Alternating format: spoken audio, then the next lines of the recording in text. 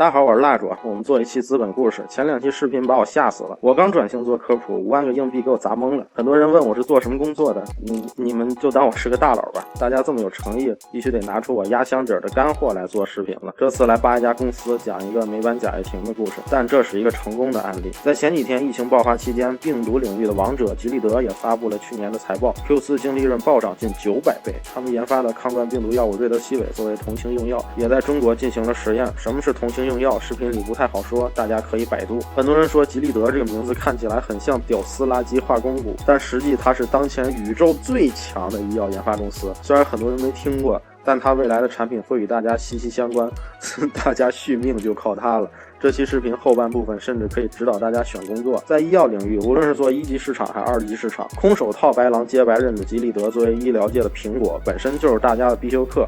因为太牛逼了，回报高，研发模式出色，曾经的收入支柱饼干药都是天价，几十天的疗程要10万刀。推出这个药的时候，华尔街爱死他们了。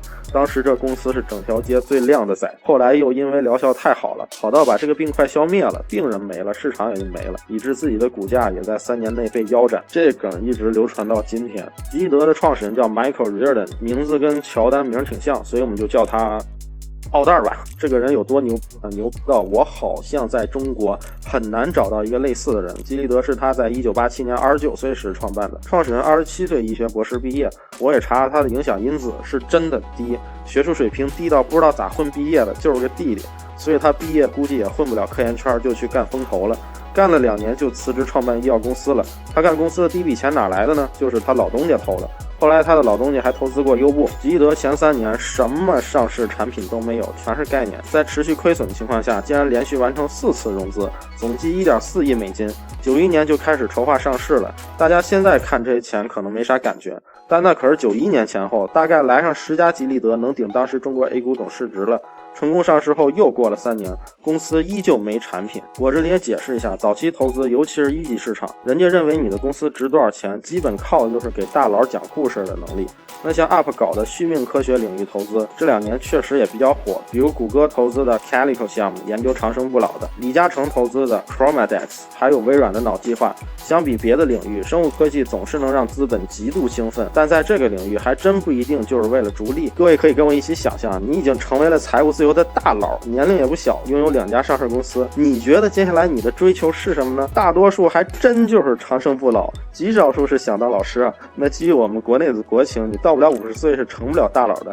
怎么才能说服这些高龄大佬以及家族办公室满足他们的续命需求呢？肯定不是你直接去卖药。对大多数的老年人，我们要推销保健品可以这么推销：大妈，您看这个床垫倍儿软和，您看这个熊市老方保证您当场去世，您看这肾宝提神醒脑，哦耶 ，Oh my god， 买它。但面对我前面提到的家族基金，能说服他们的逻辑是：爸爸，您看他们的 first time funds， 您配30%，引导基金配50%，剩下我们还想拉上绿山 IDD， 我们只聚焦提高人类寿命的研究啊。现在很看好 NMN 领域，19年我们左右跟哈佛有了不少新研究啊。当然只是开个玩笑啊，专项基金募资没那么简单，不过忽悠老头老太太套路都差不多。所以说吉利德忽悠能力确实强，毕竟没产品。罗老师好歹还弄出个锤子，贾老板还弄出个电视，很多国内国外媒体都说吉利德95年前都是0收入。我看到这儿觉得我操，这太夸张了，就自己打印了当年的招股说明书看了看，其实第3年已经有收入了，但低的能忽略不计。接了个葛兰素史克的外包130万，葛兰素史克是艾滋病第1代霸主，他们估计也想不到一个自己的小外包公司渣一般的存在，永远只能吃自己的渣，未来竟然会逆袭上位，成为艾滋病的新1代霸主。吉利德当外包公司又当了3年，现金竟然快花光了，我都怀疑他是不是像獐子岛一样，老得说我们的培养基又死光了。到了1995年，真的是产品再不上市，吉利德故事就快讲不下去了，割股民的韭菜都连割3年了，大家也很懵逼。头一次见个外包公司市值这么高，你这都练习时长2年半了，咋啥作品都没有呢？当时的股民以为自己成了老实人，接了盘。奥丹继续对外宣称新药 Vystide 即将通过 FDA 批准，就是美国的药监局。做这个行业的大家也都了解，药品上市是要完成审批流程的，一般都要进行3期临床试验。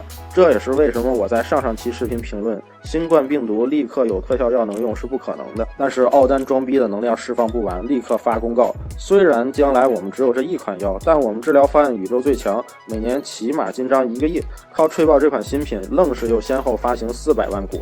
那些老实人们当然是选择原谅他，这盘又接了，2年内又成功融资2.5亿美元。我觉得连休闲小说都不能这么写，可大家竟然还信他。事实上，接下来看吉利德每年年报，这款药的年销售额连1000万都没过。2000年后这款药卖得太差，索性消失了，也没收回研发成本。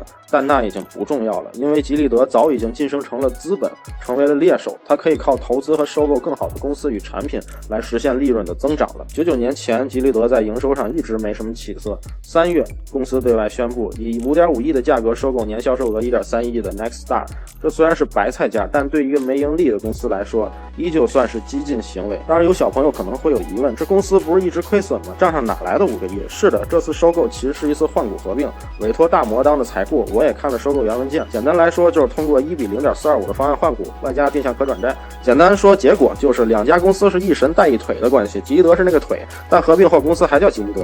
Nexstar 的股东们也都赚到了钱。4年靠 Nexstar 2款重药及新药，吉利德营收直接到了1.69亿，开始了新的收割态势。这里也说明一下，国外生物科技公司之间的买，基本买的都是专利，不像国内买的都是药代。国内这次抗冠神药的专利之争，未来要上演的也绝对是一出大戏。看过《我不是药神》的人估计都有过疑问，为啥要去印度买药呢？因为一般研发一款新药，最开始专利是属于大学科长办公室的，然后卖给公司，然后再让公司去一级市场去击鼓传花。每一轮次的价格比屌丝互联网公司要高多了，但临床最后一失败就全完蛋，所以并购未产生营收的药企风险是极大的。印度政府不保护专利搞仿制药，就是你搞成了我再搞，我就超了你了，你能把我怎么样呢？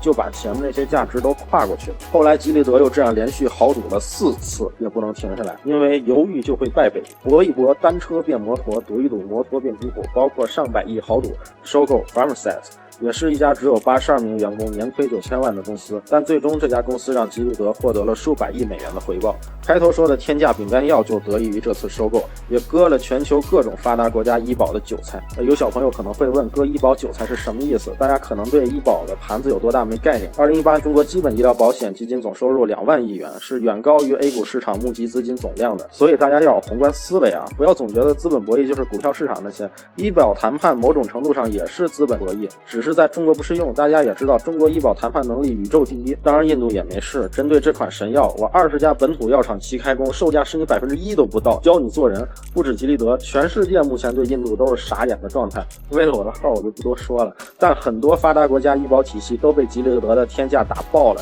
连美国自己也干不动了。2015年光一个饼干，美国医保就得给吉利德小100亿美金，以至于后来只好通过高盛向吉利德施压。此后吉利德在艾滋病领域、饼干领域两开花，现在也有癌症领域老大的趋势。癌症未来慢性病化也是必然的。啥叫慢性病化？就是说人们听起癌症可能感觉会跟中风感觉差不多。吉利德癌症领域的专利太多了，帮我们向天再借50年，很大程度上就靠它了。当然国内很多涉及到癌症研究的不少新型疗法确实也有了不错的效果，我自己曾经参与的项目部分癌症确实能转慢性病了，就是临床不给上。看到这里，你觉得现在人类的寿命能持续多久呢？在医疗领域做投资的最保守的也认为，我们这一代人人均寿命破100是问题不大的。所以每次碰到什么卖鞋子的、卖酸奶的，认为未来中国经济主要增量得靠什么00后的新消费，这我真是保留意见。我认为在看视频的观众，假设你在上高中，每3个同学里未来就得有1个人从事老年健康行业。为什么呢？给大家看几个数据。美国现在每年医保支出已经占到 GDP 的20%，中国19年人口出生率又是历史新低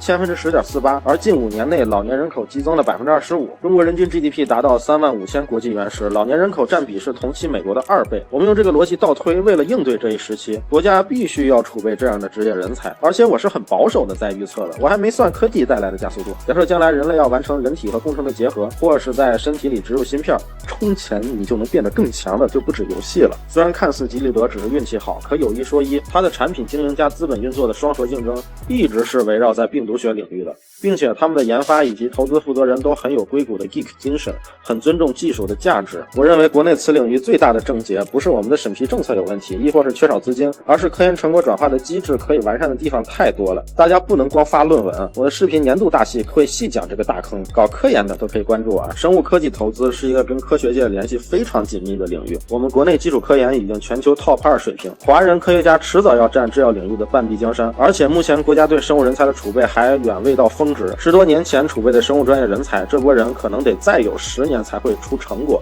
除了靠研发切入，我这里也做一个预测，未来会有越来越多的物理疗法替代化学疗法，医疗器械出现华为级别的企业也是迟早的事，大家也生怕错过未来的巨头。自2008以来，国家的千人计划也招募了7000多名海归人才，这些人才挖一个基本就是挖一个学科，你们去海外取经取了那么多年，思归南归，国家现在需要你们，也养得起你们了，你们这些学科扛把子也该回来了。做早期基金的也都明白，健康这个领域你就得有接自然科学基金接力棒的觉悟，科研成果积攒的那么多，价值的释放真不能掉链子。我接触的人里纯粹就为赚钱的人不多，都是在想科技创新的大时代里做出点动静。那我也希望未来能通过视频多输出这样的故事。对于针对国家战略支柱产业有丰富经验的金融和科转人才，国内也推出了大量的人才引进措施。随着海外人才的归来，中国新的科研创新生态必将打造世界新的创新高地。